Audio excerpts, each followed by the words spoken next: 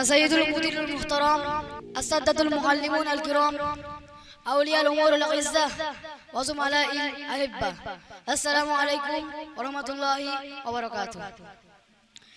يوم سأتحدث الطالب المثالي. الطالب المثالي يستيقظ لصلاة الصبح.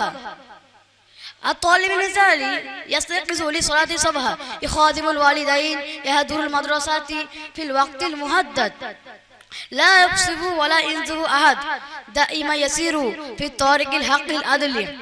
عندما يدخل الجميع يقول بثقة أنا أستطيع بأن الله معي. شكرا لك الجميع.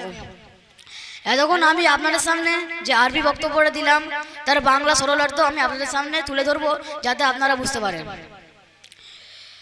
আজকে আমার বক্তব্যের মূল বিষয় হলো আদর্শ ছাত্র। আদর্শ ছাত্র সে নয় যে শুধুমাত্র ভালো নাম্বার পায়, বরং সে ভালো মানুষও হয়। সে জানে যে শিক্ষা শুধু বইয়ে নয়, বরং আচরণ, সততা এবং শৃঙ্খলায়। আদর্শ ছাত্র সকালে উঠে ভোরের নামাজ পড়ে এবং বাবা মার সেবা করে সময় মতো স্কুলে যায়। সে কখনো মিথ্যা কথা বলে না, সে সর্বদা ন্যায়ের পথে চলে, সে কারোর ক্ষতিও করে না, সে সর্বদা সত্য কথা বলে। আদর্শ ছাত্র জানে যে তার পরিশ্রমের আলো তার জীবনকে আলোকিত করবে। সবাইকে ধন্যবাদ। আসসালামু আলাইকুম ওয়া রাহমাতুল্লাহি ওয়া বারাকাতুহু।